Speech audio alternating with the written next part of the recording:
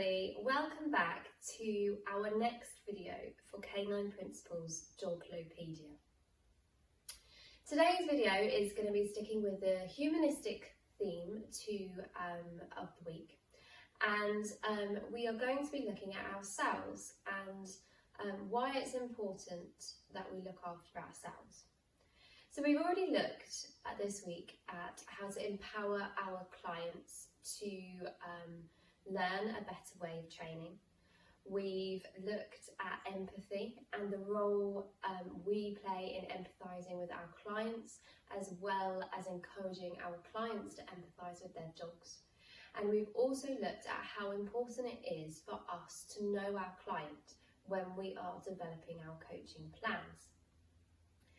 What is so important though, and what we haven't really touched upon yet, is that our attitude to the training and the coaching plans will also affect the outcome. If we are tired, if we are stressed, and we're not looking after ourselves, and we're burning the candle at both ends, that is going to feed through during your training sessions. Even though you're trying to mask it, believe me, it will have an impact. And we've all been there where we've been really tired, and we just quickly try and slot that one person in because they're really desperate and they're really needing help. And actually, when you finish that session, you think to yourself, I don't feel like I was firing on all cylinders there. And that's the key, to know when to stop and look at your schedules and really think through, okay, am I trying too much to squeeze people in? Am I giving all my clients that I'm seeing in the week equal amount of, I don't want to say effort, but because I'm sure you are putting the effort in even if you are tired, but spreading your time equally and not spreading it too thinly. That's a good way of describing it. So it's really important to look at ourselves, like I said, and our self-care. So we need to make sure that we're not just working all the time, and it's really difficult, and I'll put my hands up here, that as someone who runs their own business single-handedly, it is very difficult not to let it overrun your life. You still need your social life and your friends, and you need to make time for yourselves to relax and to switch off. And that can be really difficult, particularly with social media these days. So what I find is that even when I'm having an evening off and I'm sat on the sofa, because I follow so many different dog pages on Facebook, I might scroll Facebook just to have a little browse, and then lots of dog stuff comes up, and then I find myself getting lost again back into thinking about dogs and coaching plans and so who I've got tomorrow. So it is important that we give ourselves time away from all those sources of information so we can just rest and recuperate. We're always talking about stress levels, and when we look at dog stress levels, making sure they're giving time to rest and rebalance. But as a professional ourselves, we're rarely thinking about ourselves in that equation. But it is important, because if we're tired, if we are stressed, our coaching sessions aren't going to go as well as what they would be if you are firing on all cylinders. And like I said, your attitude will reflect onto the owner's attitude, and their owner's attitude will reflect onto the dog's attitude. Let me just give you a little example whilst we're talking through that. I've recently been doing some online courses which require videos of the training sessions. I actually find it quite stressful when I'm being videoed, and I don't know why, because we could just delete it and then go back to the beginning again, but I do. It's one of the things I find really stressful. So I'm doing a training session, it's a scent course, and I've set up the activity, I've set up the camera on the tripod, or because it's a scent course, you need the camera to move around. I've got my mum to stand there with the camera, And I set up the session, and suddenly, just because it's been recorded, I'm putting a whole lot more pressure on myself. If I carry on with that session whilst I feel that stressed, my dog, doesn't matter which one it is, whether it's Murphy or whether it's Holly, will feed off on that.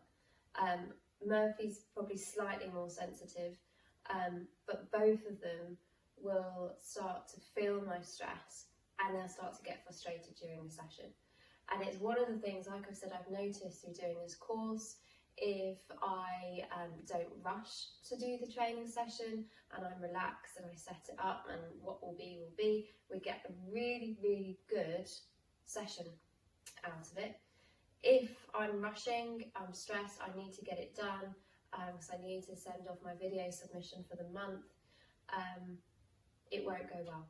And my dogs will start barking and start getting frustrated. I have cockapoos. If any of you have seen my practical videos, they very quickly, being cockapoos, get frustrated, and they're very sensitive, so they do feed off on my emotions. So that is a good example for you, and that's me being the handler. But if I am the instructor who is instructing a handler, and I'm having that same stressful approach because I'm busy, I've only got literally 10 minutes in between sessions, and I'm worried about the time, that is going to naturally feed back off into the owner and to the dog. So it's really important that we take our time, and we don't stress, and we don't feel that pressure. So a lot of that comes down to your schedules and making sure that you're not trying to cram too many dogs in one day.